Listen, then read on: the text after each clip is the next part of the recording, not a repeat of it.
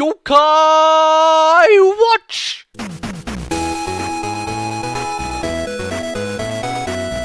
Man, it's bright outside today. Jeez, I'm telling you, this is a good time to record. Don't do any of that nighttime, you have to put up a lamp. Now you have the natural sun blazing in your eyes, and yes, it may burn you to the ground, but in the end it's better for you.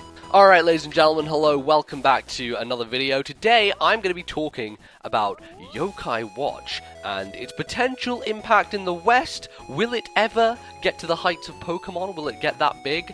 What is Yokai Watch? All these things and more in today's episode of me talking to a camera.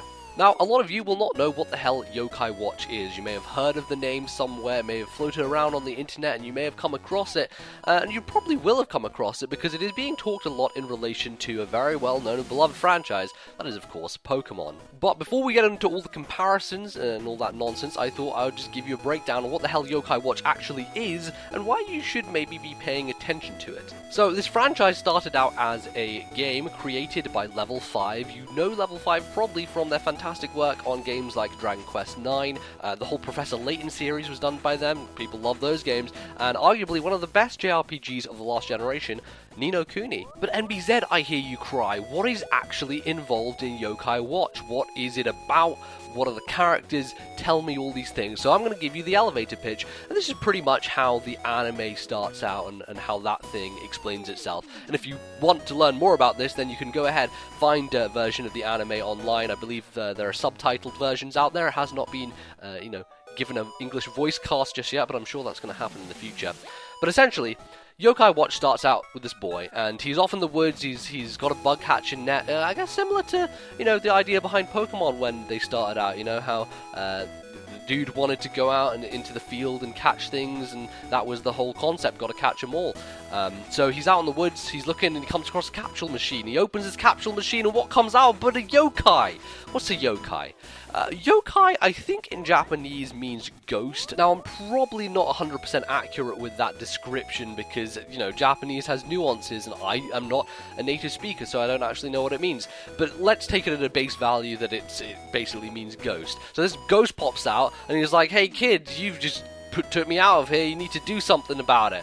And then things happen. He gives him a watch, of course, the aforementioned Yokai Watch, which allows him to see other yokai, which no one else can, and that's the big thing. This boy, he has this watch, and he's able to capture and train yokai by getting their medals and putting them in his watch and then calling them forth to battle, like a Pokeball, essentially in Pokemon. So you see where these comparisons are starting to line up. The interesting thing I found about the anime is that the yokai are basically like these mischievous creatures that are haunting humans and causing these horrible emotions. So, he comes home and his parents are having an argument, but it's not because they hate each other. It's because there's an evil, nasty yokai in the background causing tense emotions to happen. So what does the kid have to do? Well, of course, he has to go ahead, defeat the yokai, and add it to his collection by getting its medal. And then, hey, he can call it forth in battle and get it to do his bidding and go around cleaning up the world of other yokai. Honestly, if you want a better kind of proposition for this, go watch the anime. I already said that, but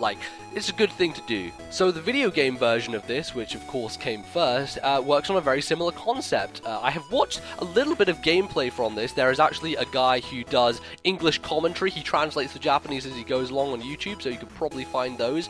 And what it seems to be is similar to kind of Dragon Quest-y style in terms of the visuals when it comes to the fights, but you also have like a Pokemon system, so you're gathering characters, monsters, and you're leveling them up, and I believe you can have 6 in your party total as well. So you see, things are starting to line up here. It's getting very similar, and is drawing on the same concepts. As far as the look of the game and everything goes, I actually think it looks way better than Pokemon. It's a super nice stylized design, and works really well. The cutscenes are actually really excellent, and honestly, it's kind of putting Game Freak to shame with what Level 5 are doing with the 3DS.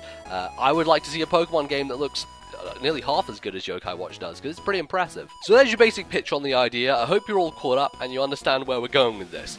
Now let's move to the meat of the matter. So over the past couple of years, this franchise has grown and grown and grown and just exploded. In fact, in 2014, Yokai Watch 2, I believe, was the biggest selling game in Japan, over 3 million copies, and it did gangbusters. It totally blew away most other video games. Now, Pokemon, of course, always does similarly well, but Yokai Watch seems to be on the up and up, and it is going bananas. Not only because the games are selling fantastically, but because there's an anime, there are toys, there's merchandising, there is a multi-pronged attack.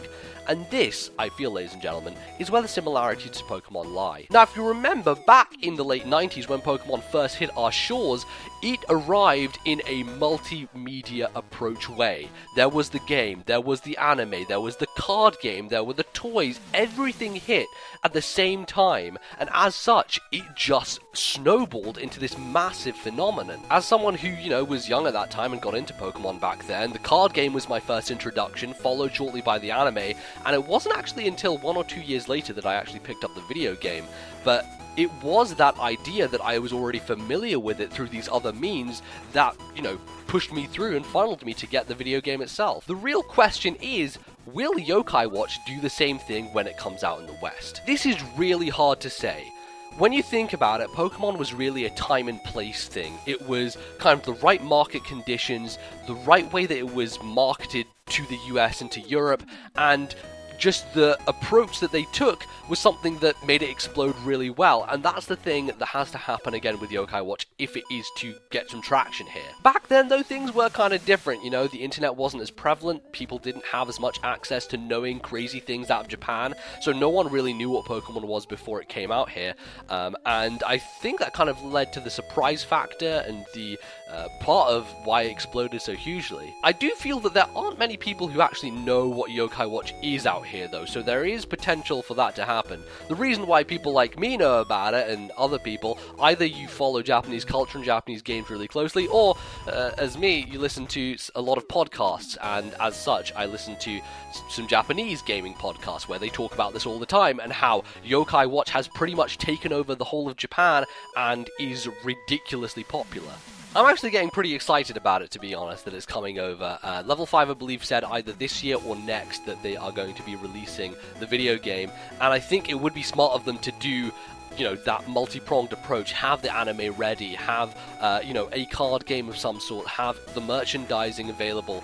Obviously in Japan this works way better because those Gashapon machines are everywhere. They're just like a cultural thing.